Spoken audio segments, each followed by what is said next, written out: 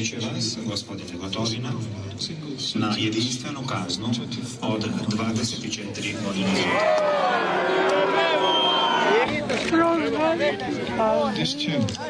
Dražene, ja još mogu jedino reći da je i meni suza kanula na oko.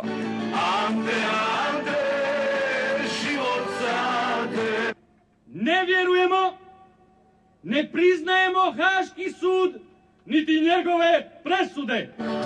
Kako postati čovjek, kako dobiti bitku. Ko ti je Orban Jugoslave? Ko ti je Orban Jugoslave? Kome ti? Sivati dolu, budalo.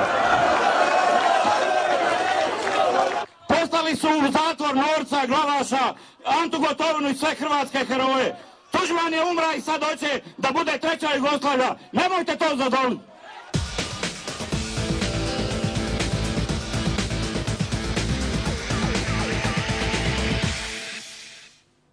Dobroveče. Upravo ste vidjeli burno reagovanje u Hrvatskoj na prošlonedeljnu presudu Haškog tribunala dvojici generala za zločine počinjene tokom vojne operacije Oluja, nakon koje je Hrvatska praktično očišćena od Srba.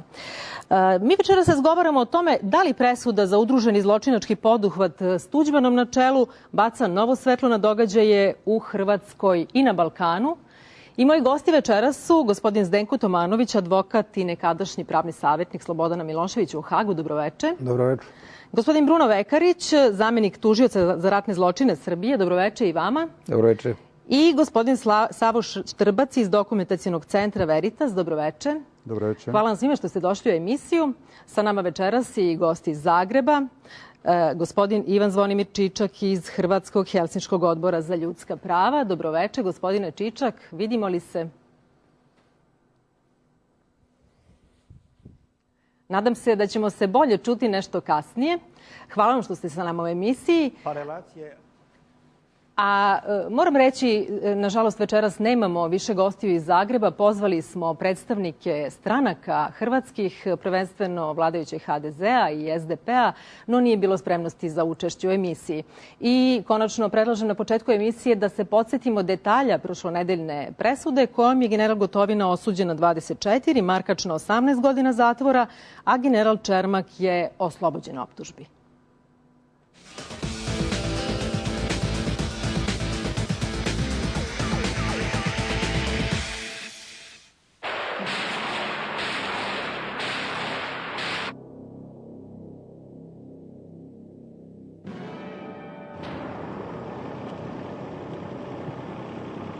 Hrvatska vojna akcija Oluja počela je 4. avgusta 1995. Posle samo 4 dana, nakon 4 veka postojanja, na Baniji, Kordunu, Lici i Severnoj Dalmaciji više nije bilo Srba. Proterano je više od 200.000 ljudi. Ubijeno ili nestalo, prema podacima Dokumentacionog centra Veritas, skoro 2000. Kada je hrvatska vojska ušla u Knin, u Beograd ulazi nepregledna kolona izbjeglica. Ovo nije tek oslobađanje ovih do sada okupiranih područja. Ovo je stvaranje temelja za samostalnu i nezavisnu suverenu hrvatsku državu za buduća stoljeća. 16 godina kasnije, 5. avgust 1995. za Hrvate je dan oslobođenja, dan pobjede i ponosa, državni praznik. Za Srbe, dan zločina.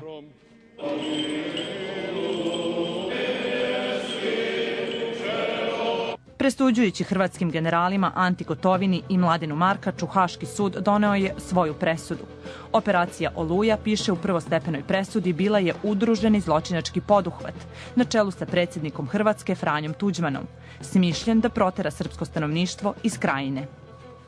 Gospodine Gotovina, za počinjene zločine sudsko veće vas osuđuje na jedinstvenu kaznu od 24 godine zatvora. Za počinjene zločine sudsko veće osuđuje vas, gospodine Markač, na jedinstvenu kaznu od 18 godina zatvora. Ivan Čermak je oslobođen. Gotovina i Markač proglašeni su krivim za progon, deportaciju, pljačku, ubistva i nehumana dela nad srpskim stanovništvom u Krajini tokom i posle akcije Oluja. Gotovina je prema presudi naredio nezakonito granatiranje Knina i drugih gradova u Krajini. Navodi se da nije učinio ništa da spreči i kazni zločine svojih podređenih. Sudija Alfonso Ori rekao je da je Tuđman, kao ključni član udruženog zločinačkog poduhvata, iskoristio oružane snage da počine zločin kako bi proterali Srbe. Kao glavni dokaz za to, sudija je izdvojio transkripte Tuđmanovog sastanka sa visokim državnim i vojnim zvaničnicima u predvečerje Oluje na Brionima 31. jula 1995. A ovo bismo morali riješiti. I jug i sjever. Riješiti na koji način? I to je sada tema naše rasprave. Da nanesemo takve udarce da Srbi praktično nestanu. Optužnica protiv trojice generala podignuta je 2001. Nekadašnji francuski legionar Ante Gotovina skrivao se 4 godine. Uhapšen je na Kanarskim ostrvima u decembru 2005. i prebačen u Hag. Čas misle da nisam kriv. Presuda je šokirala Hrvatsku. Moram reći da je to za Vladu Republike Hrvatske neprihvatljivo. Očekujem da će u žalbenom postupku mnoge od teza na kojima se temelji presuda biti temeljito preispitane pa i osporene. U Srbiji je dočekana kao pravedna kazna. Ukoliko imamo kazne koje su primerene zločinu koji je izvršen, imamo kudikamo veće pretpostavke i šanse za pomirenje među građanima na prostoru jugoistočne Evrope. Širom Hrvatske već 4 dana suze i bes zbog presude koju je deo hrvatske javnosti doživeo kao presudu državi, istoriji, ratu koji oni zovu domovinski. Haški sud presudio je da je u tom ratu, u toj državi, nad Srbima počinjen zločin i da je u njemu učestvovao i deo tadašnjeg političkog i vojnog vrha Hrvatske.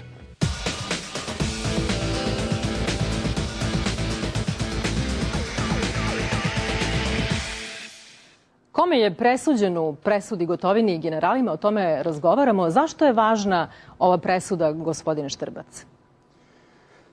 Presuda je važna i za Srbe iz Hrvatske, posebno za Hrvate i za Hrvatsku državu. Važna je i za cijeli region, a rekao bih da je važna i za Europu, ako ne i šire. I svijet, jer je Ujedinjene nacije, to je sud Ujedinjenih nacija donio ovakvu odluku. Nama Srbima ovakva presuda koja ima u osnovi opisa djela kvalifikaciju da je udruženi zločinački poduhvat, daje jednu čvrstu osnovu, jedan dobar temelj da brže i lakše dođemo do oduzetih nam prava i isto tako da ostvarimo i uskraćena nam prava nakon Oluje nizom diskriminirajućih zakona. Normalno, presuda nam ne nudi gotova rješenja. Na nama je sada da se organizujemo, da napravimo jedan dobar plan, jedan dobar program kako da dođemo do ovoga o čemu ja pričam. A ova jeste presuda nepravosnažna, imam to na umu, ali isto tako uvjeren sam da će biti potvrđena od drugostepenog suda u ovome opisu djela, gdje je i kvalifikacija udruženi zločinački poduhvat. Sad, ova burna reagovanja bila su usmerena na dve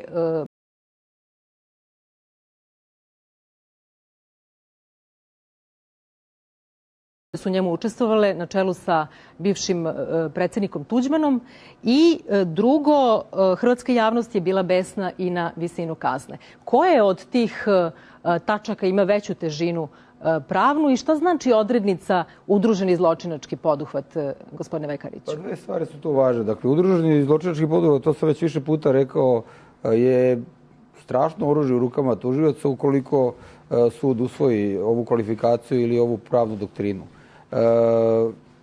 U ovom slučaju upravo ona ima specifičnu težinu zato što je Tuđman pomenut kao šef tog zajedničkog zločinačkog poduhvata i u tom smislu upravo sva ova prava koje pomenuje gospodin Štrbac i mogu da budu u jednom trenutku zadovoljena, ali ja bih pre svega se osvrnuo upravo na tu pravdu za žrtve, jer prosto u svim ovim diskusijama koje smo imali ova 4 dana niko nije pomenuo žrtve, niko nije pomenuo 15.000 spaljenih kuća, niko nije pomenuo 250.000 ljudi koji su došli ovde i koji neprestano traže odgovor na pitanje šta je bilo u toj Oluji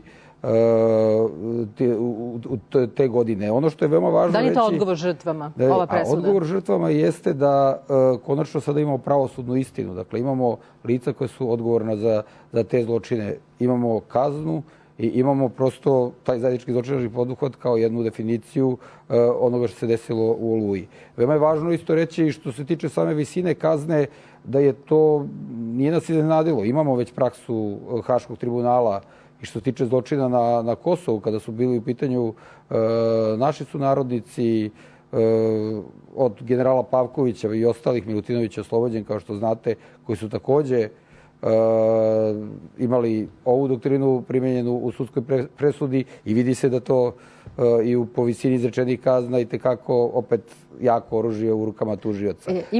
I još samo jednu stvar, Haški tribunal je veoma osetljiv, kao što znate, na neke stvari, posebno na to neselektivno bombardovanje civilnih objekata. To opet imamo u slučaju Martić i videli smo da je on dobio 35 godina zatvora. Prema tome, ta visina kazne možda je iznenađenje za Hrvatsku, ali i za nas ovde mislim da nije preterano iznenađenje. Vi, gospodine Tomanoviću, imate to iskustvo i sa ovom kvalifikacijom udruženi zločinački poduhvat, govorimo o optužnici protiv Miloševića, i imate ono unutrašnje, da kažem, iskustvo kako stvari funkcionišu na relaciji tužilaštvo i sud. Kako se vama čini ova presuda? Pa evo, možda baš zbog toga ja imam potpuno suprotan stav o ovoj presudi u odnosu na moje sagovornike.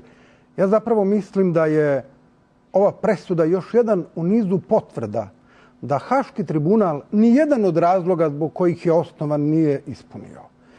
Prvi, jedan od imperativa prilikom osnivanja bilo je pomirenje u regionu.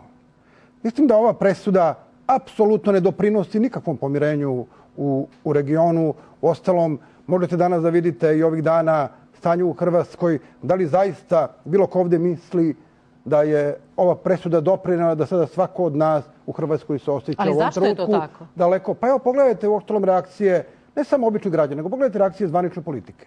Uzmite kada bi naša reagovanja, naša država reagovala, recimo, da je naša država nekim slučajem reagovala, recimo, na presude za Kosovo. Na ovaj način. Recimo da je naša država nazvala generala Pavkovića, Ojdanića, Lukića, Lazarevića i ne znam koga još, da ih je nazvala, recimo, braniteljima, ili da je naša država nekim slučajem one jadne vojnike koji su se odazvali na zakonitom obavezu svoju i otišli na Kosovo, da ih je recimo nazvala nekim slučajima braniteljima ili nekim srpskim nazivom za tu reč, pa ili uzmite da su ovakvi bili stavovi, mislim da bi reakcija međunarodne zajednice bila potpuno drugačija. Drugi razlog zbog kojeg je Haški tribunal uopšte postoji, to je recimo suočavanje sa prošlošću. Ja nemam utisak da Hrvatska i kroz ovu presudu se suočava sa svojom prošlošću. Naprotiv. I naredni razlog, ta poruka šta je to međunarodna pravda. Pa ja sam uveren, upravo zato što dobro poznajem funkcionisanje Haškog tribunala i dosta sam se bavio time, da upravo to nije poruka da je ovo međunarodna pravda. Naprotiv, sve suprotno o tome mislim i mislim da nije, znate, nama ne može malo Hag da odgovara, pa nam onda malo ne odgovara. Dakle, ne može ovo da bude sad da ovdje likujemo po Srbiji, jer je to Hag osudio neke Hrvate za zločinački poduhvat. Pri tome, tu je stvar ovako postavljena. Srbi su formirali zločinačke poduhvate različite ili grupne 1991. godine. Hrvati, evo sada, je sud utvrdio da su jedan mali zločinački poduhvat formirali 1995. godine.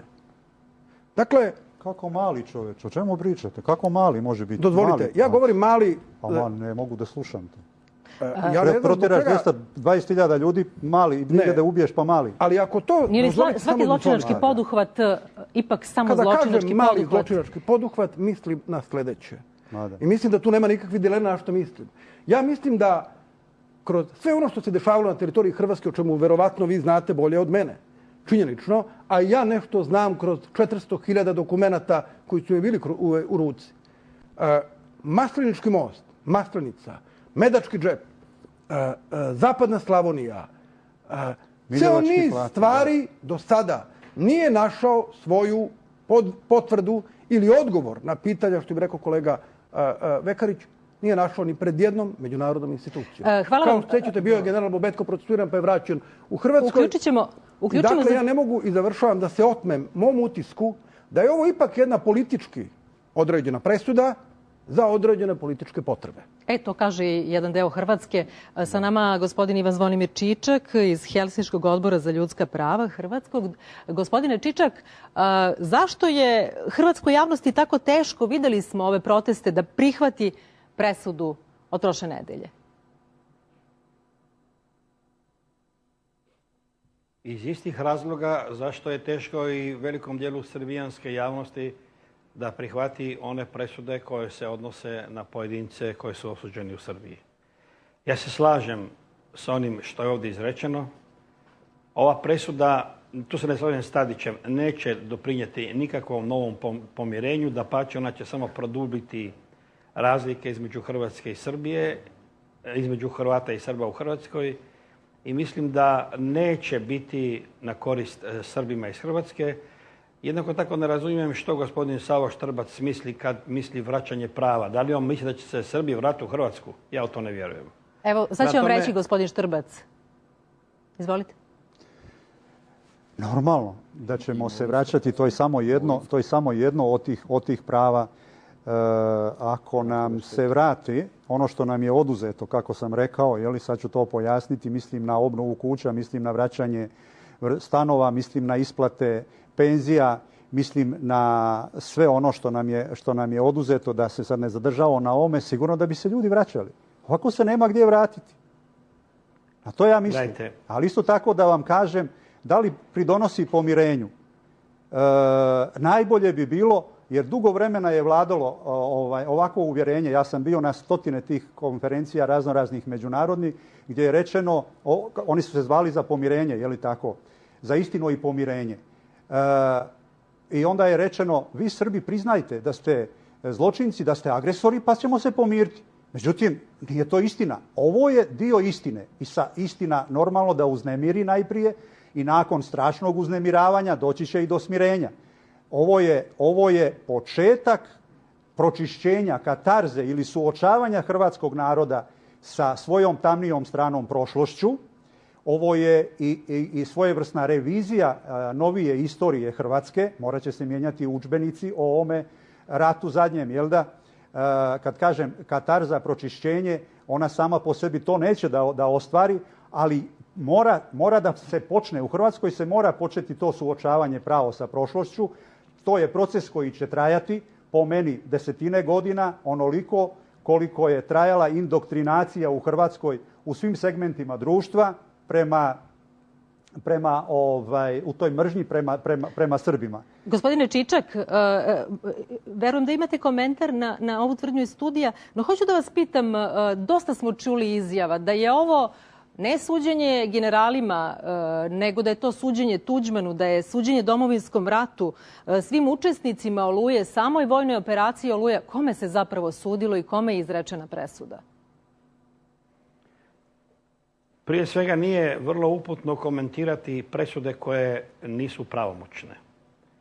To je prva stvar. Druga stvar, jedna stvar koja vrlo indikativno govori o odnosima Hrvatske i Srbije, ali i o položaju kritičke misli je sljedeća. Prije 15 minuta na zagrebačkom prvom programu završena je emisija koja je govorila na ovu istu temu. Gošća je bila gospođa Sonja Biserko iz Srpskog helsinškog odbora. Ja sad gostujem u Beogradu, a u Hrvatskoj ne. To govori o vrlo realno i plastično o pravom stanju stvari u nas. To je prva stvar. Drugo, što se tiče same presude, nju je izrekao tribunal iznošeći svoje tvrdnje. Odvjetnici će se žaliti, prema tome ćemo vidjeti. Ja ne mislim da treba vršiti nekakve spektakularne političke akcije sada oko te presude i mislim da bi oni koji doista žele dobro generalu Gotovinu trebali to prepustiti pravnicima, odvjetnicima, advokatima koji to dobro znaju i da se bitka za nekako smanjenje te presude ili poništenje može dobiti samo pravnim sredstvima, a nikako političkim. Gospodine Vekarić, I još jedna stvar samo da kažem, ako mi dopustite. Mislim da su reakcije na ovu presudu najbolji dokaz da ona nije bila politička presuda. Reći ću zašto. Nikome danas u svijetu pogotovo ne međunarodnoj zajednici, ne odgovara zaoštravanje odnosa između Hrvata i Srba na Balkanu. Prema tome, oni bi svi sve učinili da spriječe jednu takvu presudu. Međutim, ti suci su po mom mišljenju vrlo nezavisni, dapače, u to sam uvjeren, i tvrdoglavi, i mislim da su donijeli presudu u skladu sa svojom savješću. Da li je ona dobra ili ne, ispravna ili ne, to će odlučiti drugostupanjsko vijeće. Hvala vam lepo što ste bili večeras sa nama. Gospodine Vekariću, dakle, kome je ova presuda koja tek treba da se potvrdi u drugom stepenu, kome je izrečena? Hrvatskom predsjedniku Tuđmanu? Svakako nije izrečena Hrvatskoj državi. To je isto nešto za što se sve vreme menjaju se teze. Dakle, Haški tribunal ima ulogu, a i definicija zajedničkog zločinačkog poduhvata jasno to objašnjava. Dakle, radi se o individualizaciji krivice, gde je kriva jedna grupa ljudi, a u toj grupi ljudi na čelu nalazi se tadašnji predsjednik Hrvatske i to je ono što na neki način baca jednu moralnu sliku pre svega na taj takozvani poduhvat. S druge strane, nadovezao bi se opet na malopređašnju diskusiju. Ne slažem se, jeste sada dramatična situacija možda u Hrvatskoj, ali se potpuno slažem sa gospodinom Štrpcem. Dakle, ovo jeste put ka pomirenju, zato što u onom momentu kada svi s obe noge stanemo na zemlju i kada budemo razmišljali hladnih glava, doći ćemo do određenih zaključaka. Kakav je Haški tribunal, mislim da smo to već više desetina godina o tome smo diskutovali, da li ima smisla ili nema smisla, prosto prihvatimo ga kao sud Ujedinjenih nacija koji ima svoje vrline i mane. I konačno u Srbiji, kada je bila Ovčara, isto tako smo imali veoma specifičan ambijent, veoma velike pritiske na pravosuđe. Imali smo isto tako konfuziju u glavama običnih građana da li se radi o patriotama ili o ratnim zločincima, tako da ono što je gospodin Tomanović malo pre rekao prosto ne stoji, jer upravo tada su neki ljudi pokušali da od onih koji su osuđeni za ratni zločin u Ovčari naprave patriote. Prema tome, kada je bilo hapšenje Karadžića, također ste imali više desetina hiljada ljudi na ulici. Prema tome, ima reakcije na Hag. Društvo jeste jedno i drugo, i hrvatsko i srpsko senzibilno na te presude, ali ono što je važno, mislim da upravo ovo jeste put suočavanja Hrvatske sa vlastitom prošlošću i ono je tek sad počelo.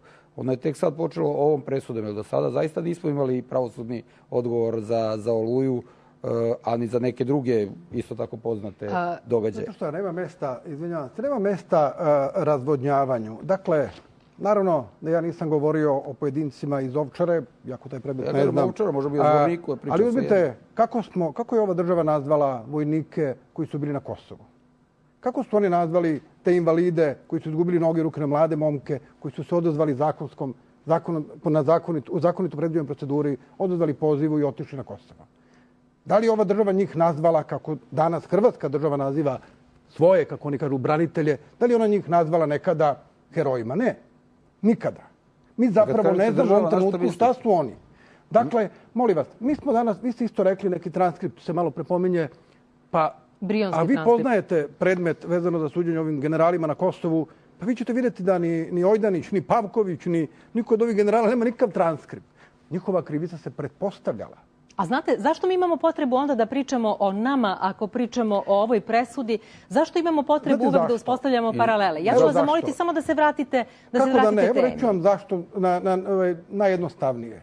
Prvo, zato što mislim da ova presuda što se sada dešava u Hrvatskoj je zapravo posljedica činjenice da se i Hrvatska kao i Srbija solidarisala sa svojim zločinima, odnosno sa zločinima koji su izvršeni na teritoriji svoje zemlje.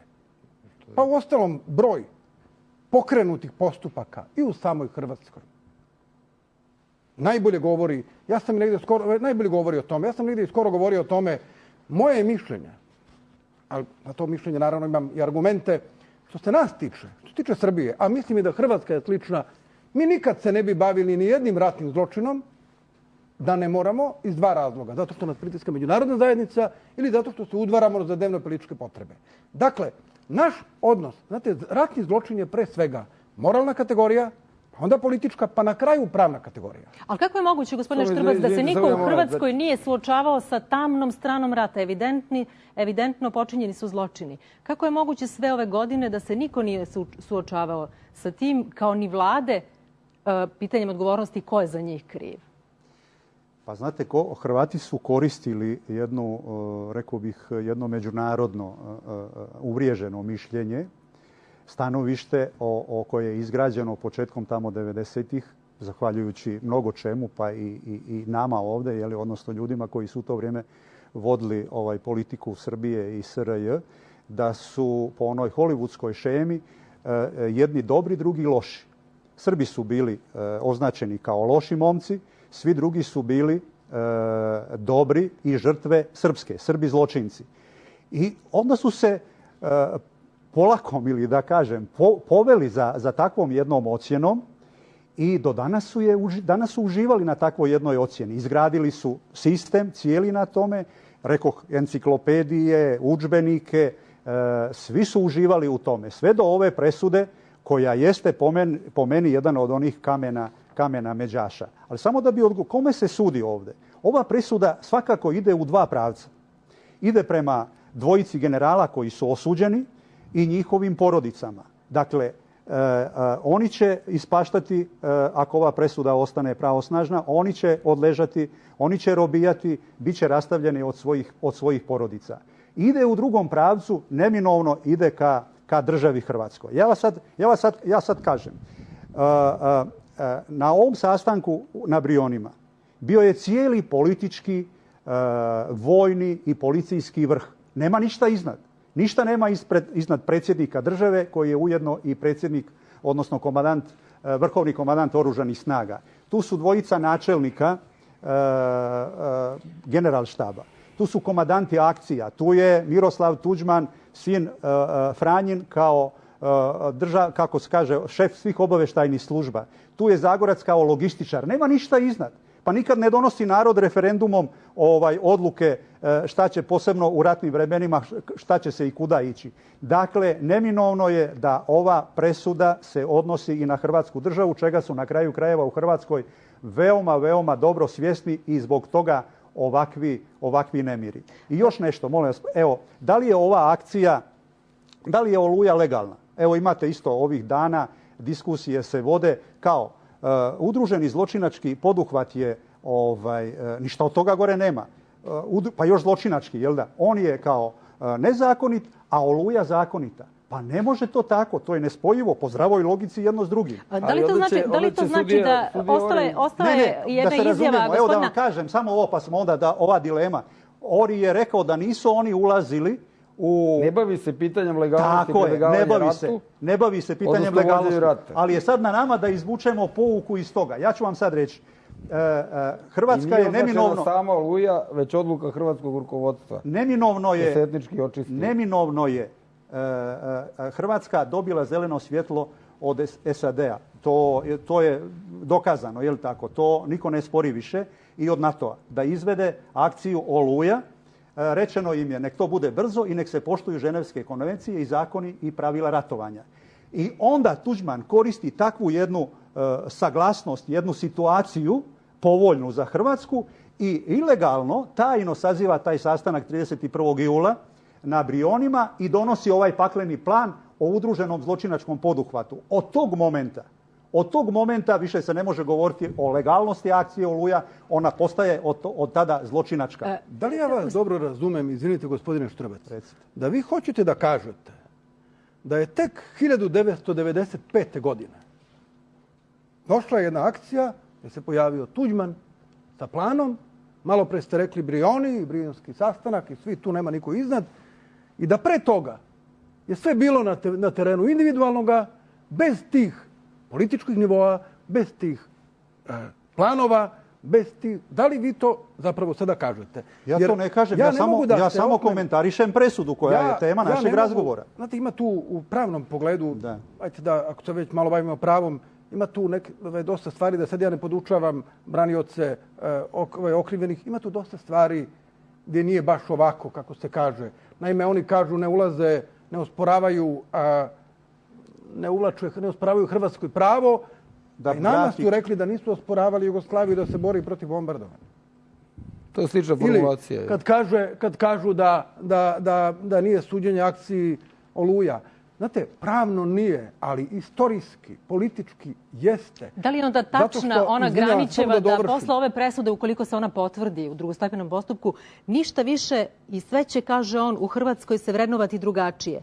Istorija će se promeniti, da li će biti drugačiji pogled na ulogu Tuđmana, pogled na vojnu operaciju Oluja, koja je u Hrvatskoj državni praznik pobede, na domovinski rat, na njegove rezultate. Šta mislite, gospodine Veković? Ja mislim da se neće to bitno promeniti u Hrvatskoj. Vada, evo, to je rekao i gospodin Štrbac.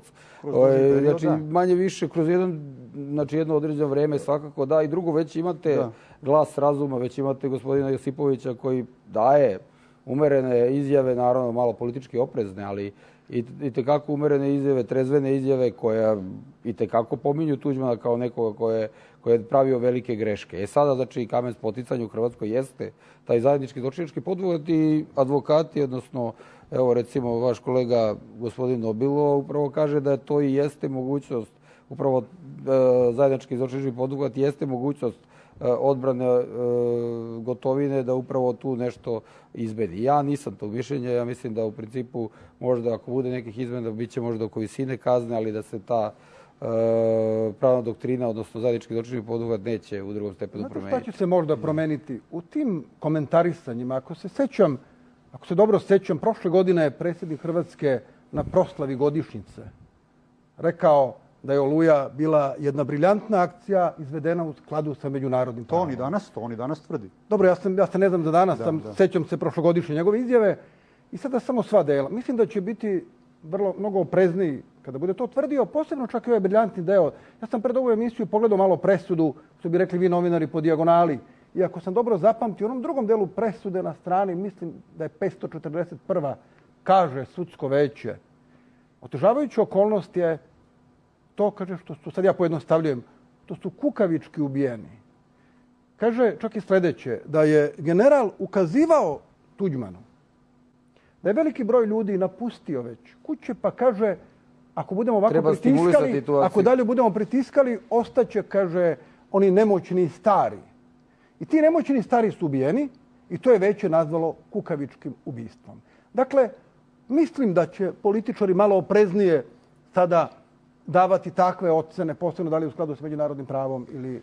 I znate što je interesantno? Isto tako ti isti političari koji ranije kao profesori, recimo, prava, koji su često dolazili i držali predavanja i mi sa novinarima išli često u Zagreb i slušali tako verzije o svim tim događajima nesrećnim iz 90. godina su rekli, znate, i odbrambenim ratovima su mogući ratni zločini. I to smo upravo prvi put čuli 2005. godine, baš jedna grupa novinara bila baš kod profesora Josipovića tada na Pravnom fakultetu. I to je tada bilo veoma interesantno i našim novinarima i svima nama. Prema tome, mislim da jednostavno će se, ovo je sada jedna histerija, jedna drama koja se odvija više u javnosti. Mislim da je ona prouzrokovana. Posljednje vrijeme u Hrvatskoj se dešava nešto specifično, slučaj Purda, preispituju se naši zakoni o ratnim zločinima. Prosto je neka atmosfera specifična gde se, čini mi se, vladajuća elita na neki način, ne mislim na tu da predsjednika Josipovića, prosto udvara vanparlamentarnoj desnici. A na, recimo, raznim sajtovima upravo te vanparlamentarne desnice, jedna po jedna lažna vest se pojavljuje koja na neki način remeti odnose sa Srbijom. Hvala vam, nastavljamo za neki minut. Hoće li hrvatska tužba za genocid protiv Srbije i kontratužba Srbije za genocid imati bilo kakve posljedice od presude donete prošle nedelje? Gospodine Štrbac, vi ste i angažovani kao ekspert u našem pravnom timu Srbije. Kakvo je vaše mišljenje? Pa svakako da će ova presuda, posebno ako ostane ovakva i poslije drugostepene odluke, da će biti izuzetno jak vjetar u leđa našoj kontratužbi. Ja mislim da do sada su naši rukovodioci, šefovi i države i vlade u svaku priliku koristili da ponude Hrvatima van sudsku nagodbu. Ja mislim da će sada, a nisu oni prihvaćali, Vidite kad je premijerka Hrvatske Kosova Mislite bila da zadnji će se put. nešto sada promeniti? Pa sad bi trebalo Hrvati da mole nas da idemo na vansudsku nagodbu. Zašto? Mislite da ovo ima uticaja na njihovu tužbu? Od etničkog čišćenja, dakle ovom presudom, kroz udruženi zločinački poduhvat je utvrđeno etničko čišćenje. Ukoliko presuda bude potvrđena. Tako je. A od etničkog čišćenja do genocida je veoma mala razlika ili veoma mali korak. Treba dokazati još samo tu genocidnu namjeru. I sad odgovaram kolegi Tomanoviću, da li je nešto se dešavalo prije Oluje? Da, dešavalo se prije Oluje. I Miljevački plato, i Maslenica, i Medački džep, i Pakračka poljana, i akcija Bljesak. Bljesak izuzetno teška akcija, po istom principu izvedene. Manje više sve su ove akcije izvedene po istom principu, po principu spržene zemlje. Dakle, pa još malo, kad uvežemo i povežemo sve ovo sa ovom Olujom, koja je sad udruženi zločinački poduhvat, pa onda odemo malo do Drugog svjetskog rata, u vrijeme NDH, Pavelićeve NDH, mislim da je genocidna namjera tu. Ona je opipljiva, možemo je lako dokazati. Hoće li to biti stav pravnog tima? Pa ja sad govorim svoj stav. Zaista ovo još se pravni tim, ja se s nikim nisam ni konsultovao iz pravnog tima, nisam ni čuo po ovom pitanju, ali smatram da je ovo izuzetno jak vjetar u leđa i ovoj kontratužbi našoj. I još nešto, ima vrlo puno dilema, treba li ići na povlačenje tužbe i kontratužbe. Govorim u svoje ime i u ime velikog broja Srba, bar oni koji su u izbjeglištvu. Mi smo protiv povlačenja i bilo kakvih sudskih nagodbi. Najprije da vam kažem, sudske nagodbe za jednu... Nema ništa ozbiljnije od genocida. Ne može biti, Josipović je sam pisao, predsjednik Hrvatske, on je sam autor ove tužbe njihove ili koautor. Ne može biti genocid prije 10 godina i postojao, sad ga nema. Ili ga ima ili ga nema. Razumijete? Dakle, to je veoma ozbiljna stvar da bi se s njom igrali. Sad ga ima, sad ga nema. Dakle, najbolje bi bilo za budućnost i hrvatsko-srpskog naroda i Hrvatske i srpske države da jedan nepristrasan sud, najviši sud na svijetu, a to je ovaj sud Ujedinjenih nacija, Međunarodni sud pravde, donese odluku. Oni su ponudili svoje argumente, mi smo ponudili svoje argumente.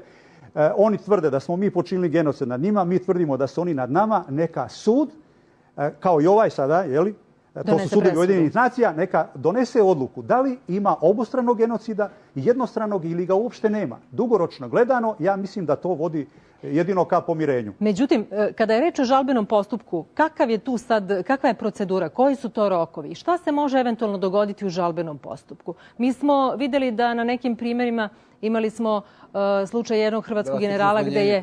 Tako je. Imali smo i oslobađajuće presude.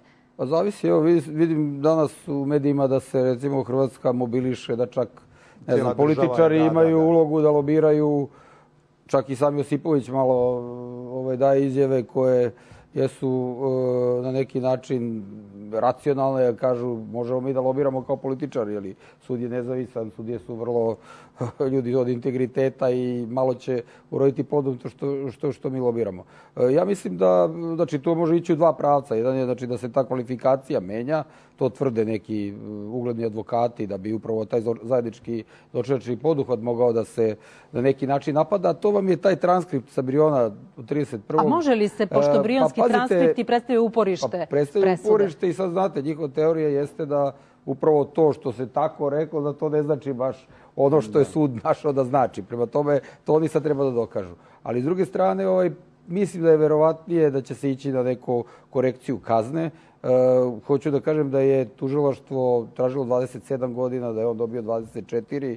Od 9 tačaka 8 je prošlo tužilaštvu. To je veoma, veoma veliki uspeh Serža Mramerca i njegove ekipe. Da li će odbrana uspeti sada u drugom stepenu da diskvalifikuje neke od navoda tužilaštva, organizujući se na bolji način, vidjet ćemo. U svakom slučaju tu bi možda moglo da bude neke korekcije, to je najčešća praksa do sada. Imali smo to i u slučaju Blaškić, kao što ste rekli, s 45 na 9, imali smo to i u slučaju Šljivančanin na 2 puta, imali smo to u nekoliko drugih slučajeva da su se zaista menjale kazne. I što se tiče još same tužbe i kontratužbe, ja sam pobornik da prosto tu nameru niko do sada na pravi način nije dokazao. Možda kao neko ko vodi dokumentarni centar, gospodin Savo Štrbac ima argumente da kaže da, bolje da ostane zapis i naš i njihov. Međutim, ja mislim da je možda sada vreme upravo za kada budemo razmišljali hladnih glava da jedni i drugi povučemo te tužbe i da prosto ne trošimo novac na takve stvari, a svi dokumenti ostaće i tekako istoričarima da se njima bave. Kada je reč o političkim posljedicama po Hrvatsku, neki sad govore o budućoj radikalizaciji unutrašnje političke scene u Hrvatskoj i isto tako nagoveštavaju i spekulišu sa pitanjima može li se u budućnosti slaviti Oluja kao velika pobjeda, hoće li doći do revizije Domovinskog rata i njegovih rezultata. Šta mislite u kakvom je položaju sada vladajuća HDZ, s obzirom i da se u centru ove presude našao njen nekadašnji lider, odnosno predsjednik? Pa to je sad stvarno pitanje za političare i za analitičare, a ja to nisam ni jedno ni drugo. Ali ja mislim iz ugla interesa Hrvatske da se Hrvatska u ovom momentu ponaša na jedino ispravan način. Dakle, ovakvom kompaktnošću, saglašnošću između državnog vrha, političke elite, najvećeg broja naroda, Hrvatska će u ovome uspeti. Za razliku od nas, ona će nažalost u tome, kad kažem nažalost za razliku od nas, ona će u tome uspeti. Ja mislim da ova presuda ovakva neće opstati, da će ona biti i u pravnom smislu prekvalifikovana više na neku komandnu odgovornost, što će dovesti naravno i do redukcije kazne i to je moja procena koja se bazira na brojnim, ne samo dokumentima, nego i nekom iskustvu i pre svega na jednom nepoverenju u Hag i mom verovanju da je Hag ipak jedan incident u međunarodnom krivičnom pravu, a ne nikako budućnost međunarodnog krivičnog prava.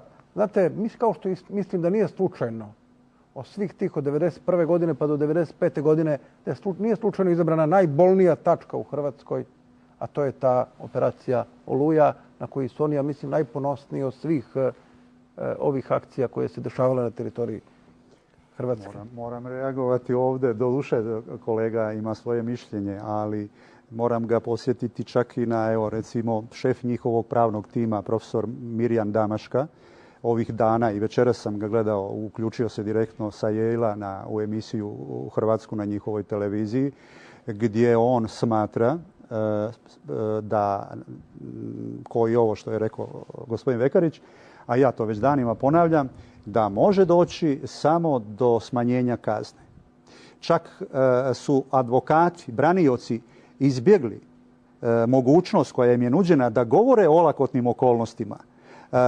Da su govorili o olakotnim okolnostima, kaže, na taj način bi, to je nekakav američki sistem, već priznavali unaprijed krivicu njihovu. Pa uopšte nisu govorili o olakotnim okolnostima. Dakle, o tome će moći govoriti.